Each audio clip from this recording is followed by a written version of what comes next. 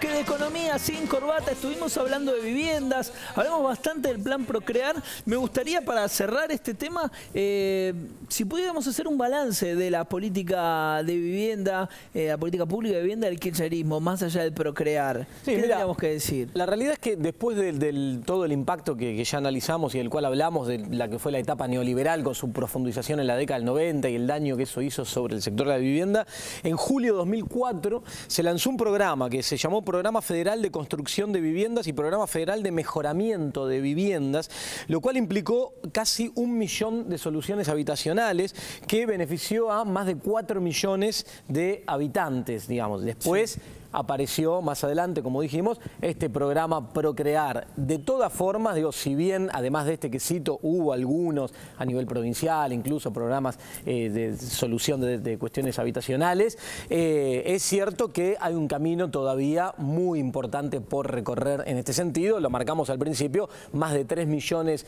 de déficit habitacional es un número importante y sobre eso hay que trabajar, sobre lo que tiene que ver con el crédito, no solo con programa Procrear, sino a través de otras herramientas, otros instrumentos, siempre teniendo en cuenta la necesidad de intervención del Estado en este sentido, porque cuando el mercado asigna los recursos, vemos que con la lógica privada de los negocios, la cosa no termina en buen puerto y llegamos a estos... Y de regulación del suelo, que me quedo con ese concepto que me encantó. Muy breve ahí. Algo que sí aumentó mucho, además de todo lo que destacaba Agustín, también es la cantidad de inquilinos que hay en la Argentina, y es necesario abordar esa problemática de diferentes formas. Hay estrategias exitosas en muchos países, desde castigar la especulación hasta, no sé... Y regular también a las inmobiliarias, que hacen lo que quieren, también hay que decirlo. Está muy desprotegido el inquilino. Hay muchas cosas para... Es un mercado salvaje. Exactamente, sí, hay mucho para atender ahí.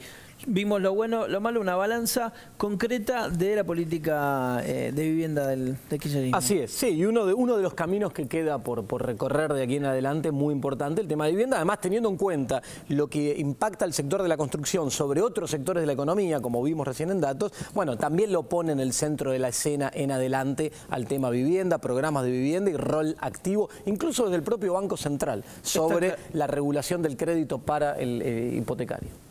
Ha sido dicho, entonces. Nos vamos a meter en una sección nueva. Los quiero invitar a una nueva sección en este programa, que es Memoria Emotiva del Ajuste.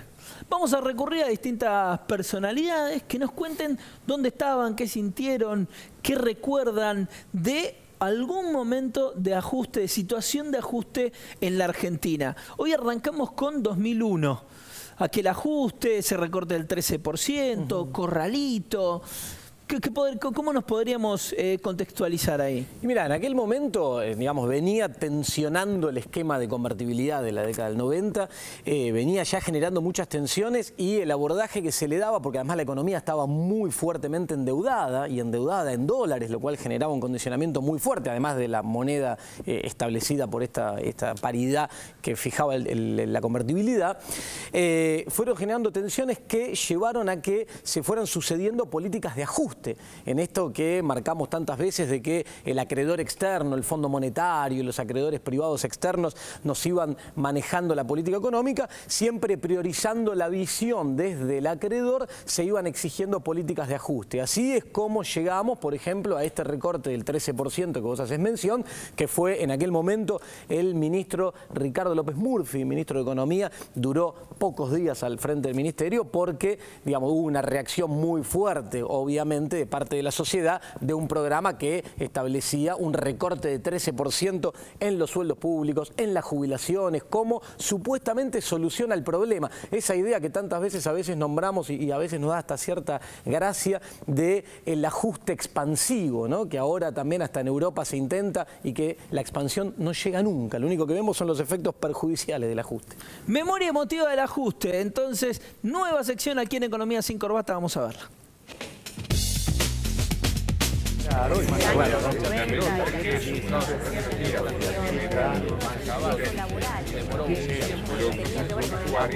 Me acuerdo del recorte de Bullrich. Sí, bueno, la orden fue bajen los sueldos de los jubilados y el recorte en los presupuestos. Una vez más, cortar por lo más fino, qué sé yo. También es otro clásico de del pensamiento argentino. En lugar de mejorar, digo, de nivelar para arriba, se nivela para abajo. manotones de ahogados, un desastre, la gente como el culo. Porque no, yo recuerdo que estaba todo el mundo para atrás. O sea, ¿cómo le vas a avisar a un trabajador o a un jubilado o a un maestro o a quien sea que va a ganar menos? ¿Por qué? Porque se la jugaron en el casino. Lo viví con mi mamá, así que mi mamá estaba bien porque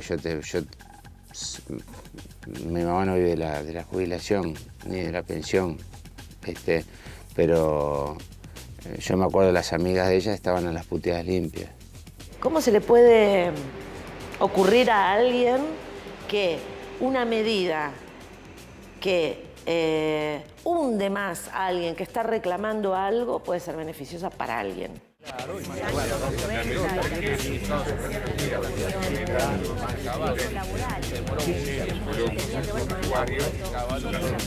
La imagen de la gente golpeando la puerta de los bancos fue muy angustiante. A mí, que no tenía nada, me imagino esa pobre gente, ¿no? Lo que era el esperar que te den una resolución. Yo hice una película que se llamó Un peso, un dólar, que habla exactamente de ese tema, como todos aquellos que creyeron en ese famoso peso, un dólar, y cobraban las indemnizaciones corriendo para ponérselos.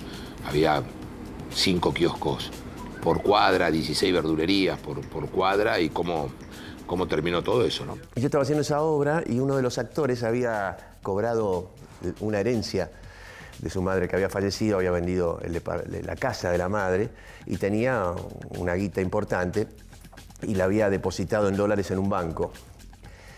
Y algunos datos se manejaban de que podía llegar a pasar lo que pasó, pero eran muy poco precisos esos datos. Pero yo tenía un dato que me había dado un amigo, entonces le dije a él que tenga cuidado con eso, que por ahí le convenía guardar la plata. Y otra gente más también se lo insinuó y él no lo hizo, le parecía que era absurdo. Me acuerdo que cuando se declara ese límite con el tema de la plata, no me acuerdo cómo se llamaba económicamente eso, pero me acuerdo que un día llegamos al teatro y él estaba así y todo el elenco alrededor de él. Y yo llego y digo, ¿qué pasa? Y dice, lo invocaron con la guita. Pobre, estaba desesperado.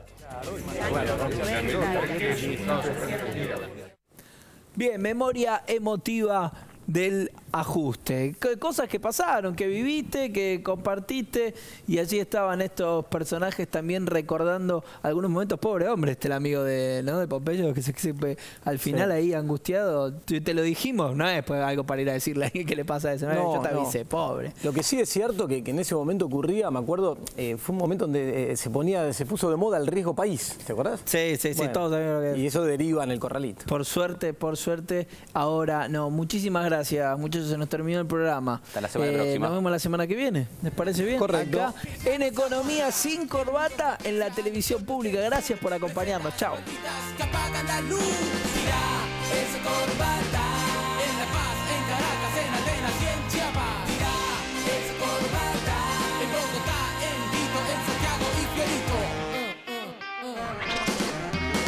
Soberanía no son los cañones, hoy soberanía son tus decisiones. Cuando la política no es un desecho, te cambia la vida, renacen derechos.